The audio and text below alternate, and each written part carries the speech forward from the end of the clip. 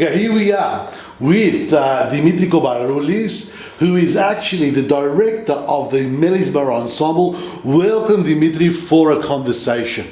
And can you please start us off? What is your background? Have you got a musical background or a choir background? Tell us a little bit about yourself first. Nice to be here.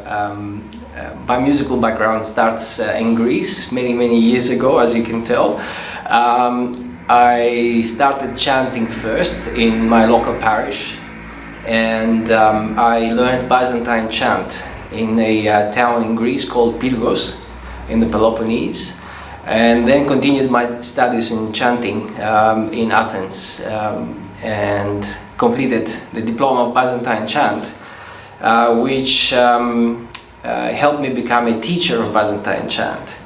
While I was doing that, I also studied Greek folk music in my local town. As I was growing up, we had various, let's say, community groups that played traditional folk songs, and that's where I started learning about the Greek folk tradition, and then eventually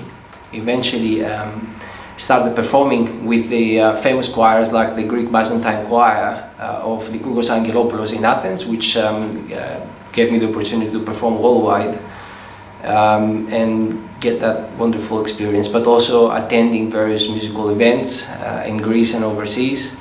But then I moved overseas myself, and then I realized that a lot of those opportunities I had growing up were no longer there.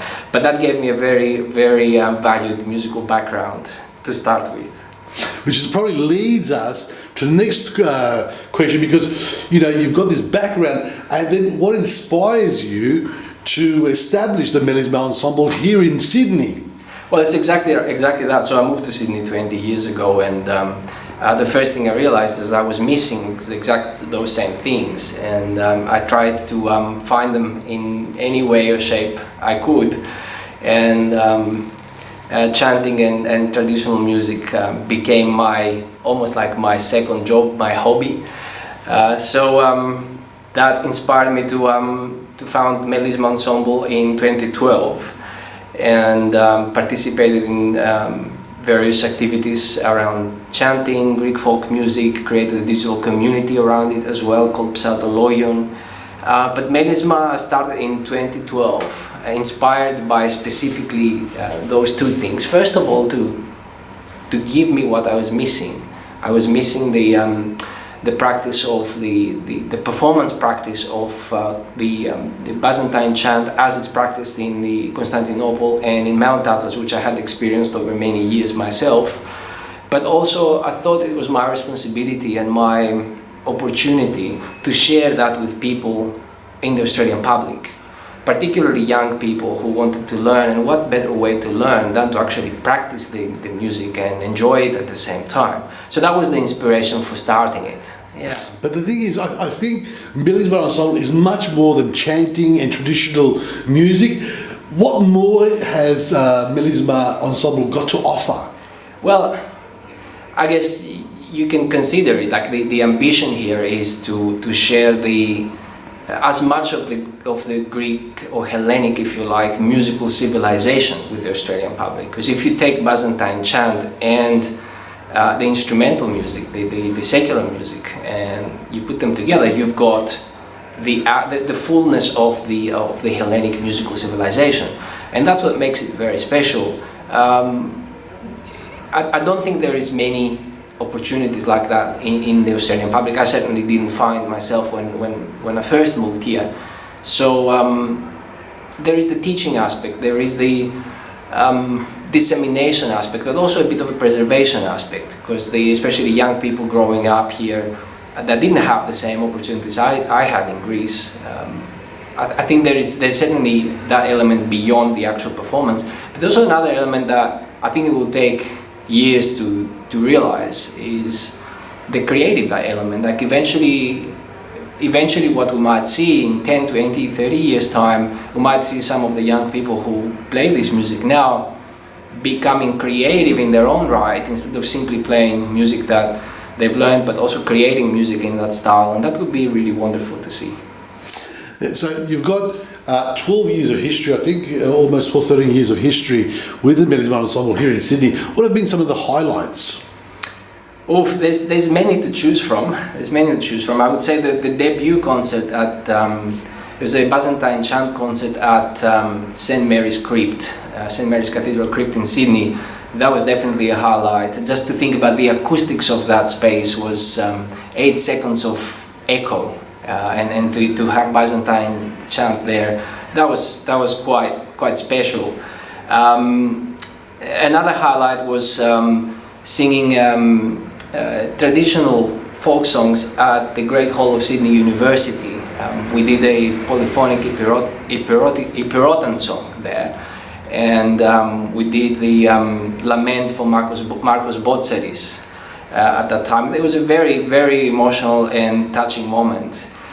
But last but not least, I would say the concert we did this year at Kogra, called the Kukuzelis by Candlelight. That was quite special in that it was a dream that I personally had for many years, to present a 45-minute piece of Byzantine chant from the 14th century. It could be the longest chant piece that has been performed in Australia, and to have the opportunity to perform it in a dark church with the lights of candles. That was quite a moment, yeah. It was, I was there. Now you've got a couple of events coming up, Dimitri. Very excited about that. Can you tell us a little bit about those events coming up? Sure. Well, we've got a workshop for children that we're presenting on the 14th of October at Kogra. Ages 5 to 17. Welcome to attend. I think it's free entrance, as far as I know. Then we are performing at Sydney University on the 12th of November, Sunday, 3 p.m. for the awards of a Greek language competition that is organized by the Sydney Institute of Community Language Education. So I'm looking forward to that, and at the same time we are rehearsing for a very special performance early next year. It's still being organized. But watch that space, bringing 2 wonderful musicians from Constantinople to perform with us a very special concert. So watch that space. So we've got the scoop, eh? We've got the scoop. At the workshop, can you just tell us a little bit about the workshop? It's very hands-on for the young kids to be able to sort of handle the instruments. I think they can join Melisma Ensemble in singing. So can you tell us a little bit about what's on offer during that day, during that workshop? I think you summed it up really well. If you're a child and you're seeing a group playing music like that, the first thing you think, oh, I wish I could touch those instruments. I wish I could experience what it is like, even to know what they're called. And I think that's the main attraction, I think, for that workshop, is for young people to have the opportunity to learn about the types of instruments, their names, but also to get to touch them and explore them a little bit from up close.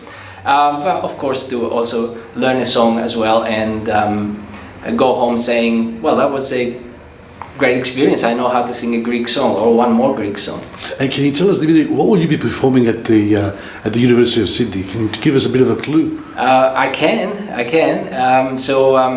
The idea is that the student essays are going to be, one of the themes is traveling around Greece, or themes from around Greece. So we took that opportunity to present songs from around the Hellenic world. So we'll be doing a song from the, 2 songs from the islands, actually. One of them is the well-known Dzivaeri. We're going to be doing song from the Peloponnese, or the mainland Greece, called Neranzoula Foudomeni. And of course a song from Constantinople as well, Echeia Pandaya. That's some of the, I'm not going to reveal all of them, just to leave the suspense on as well. Thank you. And look, this is all exciting. Can you tell us, if someone wants to join the Melisma Ensemble, how can they go about it? It's too easy. Just get in touch. You need to be passionate about the music yourself.